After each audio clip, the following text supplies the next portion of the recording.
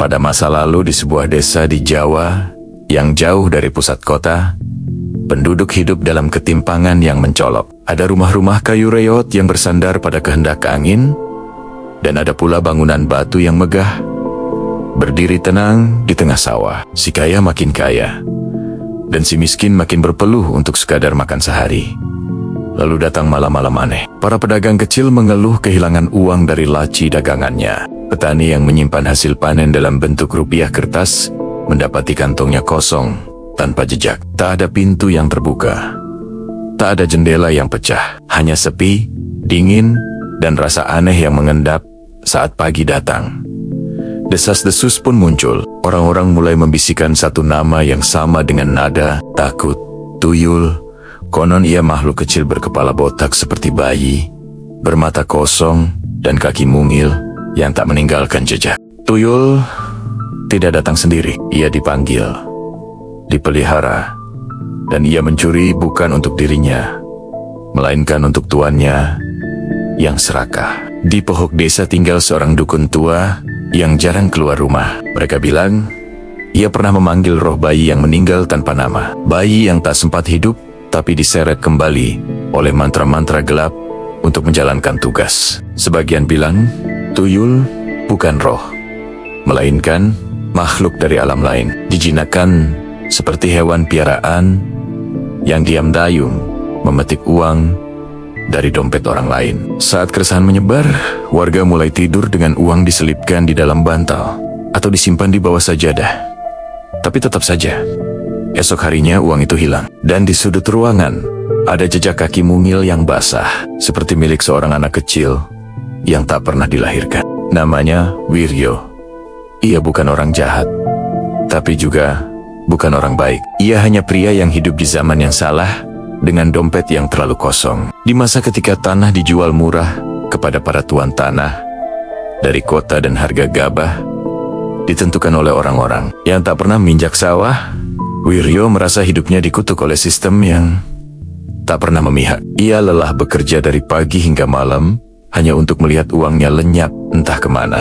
Lumbungnya tetap kosong, anak-anaknya tetap kurus, dan para saudagar kaya tetap tersenyum sinis dari beranda rumah mereka. Lalu, ia mendengar cerita dari mulut seorang pedagang keliling tentang seorang dukun yang bisa membantu. Bukan bantuan biasa, katanya. Ini bukan sedekah, bukan pinjaman, bukan kerja keras. Ini bantuan yang datang dari dunia lain. Bantuan yang kecil, botak, dan sangat cepat mengambil uang tanpa diketahui. Awalnya, Wiryo tertawa, tapi rasa lapar anaknya membuat tawa itu berubah jadi diam panjang. Malam itu, ia datang ke rumah sang dukun. Rumah yang selalu tertutup, tak ada lampu, tapi terasa seperti menatap balik. Dukun itu sudah tua, matanya buram, tapi tangannya masih cekatan, menyiapkan kemenyan dan darah ayam dalam mangkuk tanah liat. Ini bukan sihir, katanya lirih. Ini kontrak, kau tak bisa berhenti di tengah jalan. Sekali dia dipanggil, kau harus jadi tuannya. Dia akan menurut, tapi dia juga akan menuntut. Wiryo tak bertanya apa yang dituntut, ia hanya mengangguk, karena pikirannya sudah penuh oleh bayangan beras, sandal baru untuk anaknya, dan utang yang bisa lunas tanpa bekerja seumur hidup. Lalu mantra dibaca, tanah kuburan dibuka, dan malam pun terasa lebih dingin dari biasanya. 2 minggu setelah malam perjanjian, hidup Wiryo berubah. Tidak drastis, tapi cukup membuat tetangga mulai bertanya-tanya. Gerobak kayunya yang dulu usang, kini terlihat dicat baru. Anaknya yang tadinya berjalan tanpa sandal, kini memakai sepatu karet meskipun ke sawah. Istrinya mulai membeli beras tanpa perlu menghutang ke warung Bu Murni. Uang selalu ada, entah dari mana. Wiryo bilang usahanya mulai ramai, padahal orang-orang tidak melihat ia berdagang lebih banyak dari sebelumnya.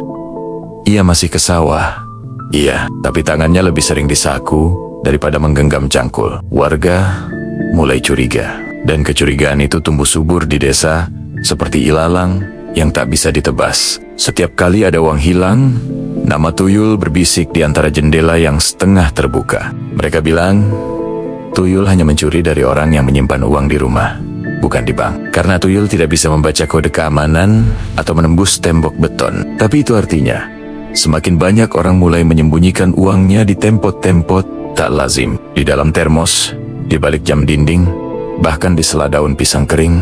Tuyul tak terlihat, tapi kehadirannya terasa.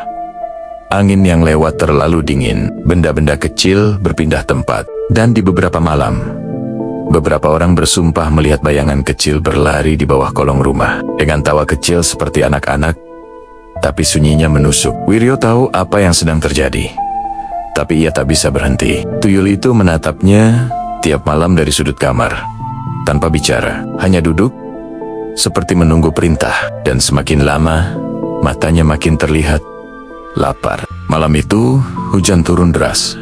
Seperti langit ikut muak dengan apa yang terjadi di desa. Wiryo duduk sendirian di beranda rumahnya yang kini tampak lebih besar, lebih mewah, tapi juga lebih dingin dari sebelumnya. Di dalam rumah, istrinya tidur dengan gelisah, dan anak-anaknya bermimpi buruk hampir setiap malam. Tuyul itu kini tidak lagi hanya mencuri uang.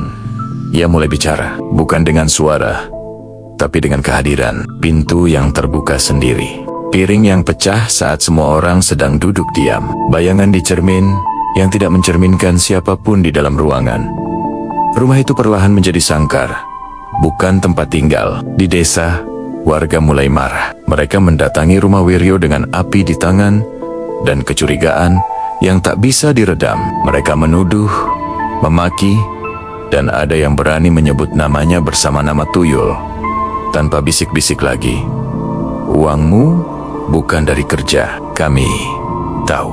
Wiryo tak membela diri. Ia hanya menunduk, karena sebagian dirinya tahu mereka benar. Tapi ia juga tahu, jika ia mencoba menghentikan semuanya, maka sesuatu yang lebih buruk akan datang. Ia pergi ke dukun tua itu sekali lagi, berharap ada jalan keluar. Tapi dukun itu hanya tertawa pelan. Suaranya seperti ranting patah. Kau pikir kau yang memelihara dia? Bukan. Dia yang memilihmu. Malam itu, rumah Wiryo kosong. Tidak ada api, tidak ada suara. Tapi warga bilang mereka melihat sosok kecil berjalan keluar dari pintu belakang, membawa kantong kain kecil yang meneteskan darah. Dan sejak hari itu, kisah tentang Tuyul tidak pernah mati.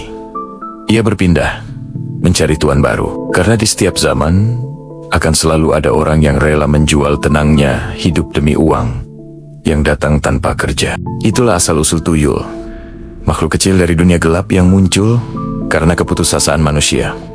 Bukan cerita hantu, tapi cerita tentang apa yang terjadi saat manusia merasa tak punya pilihan.